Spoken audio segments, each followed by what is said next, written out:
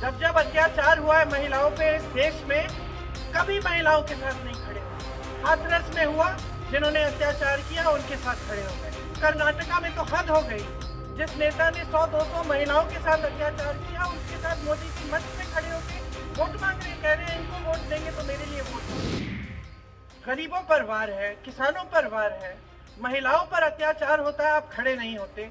बड़े बड़े मंचों पर कह देते हैं हम महिलाओं के लिए आरक्षण ला रहे हैं, बाद में पता चलता है 10 सालों के लिए आरक्षण ही नहीं आएगा। जब जब अत्याचार हुआ है महिलाओं पे इस देश में, कभी महिलाओं के साथ नहीं खड़े हुए। हाथरस में हुआ, जिन्होंने अत्याचार किया उनके साथ खड़े हो गए।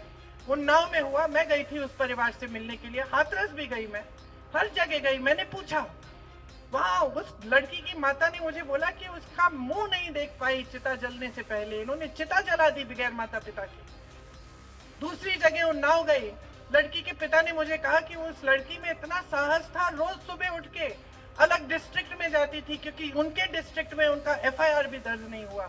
वहां एक दिन चली गई कचहरी में, वापस आते हुए उन्होंने जला दिया। किलोमीटर चली, जलते जलते कोई नहीं आया उनकी मदद करने के लिए। जब मैं वहां गई, पूरे प्रशासन, पूरी सरकार अत्याचारी के साथ खड़ी थी, उसके परिवार के पास कोई नहीं आया मदद करने के लिए। यही मणिपुर में हुआ।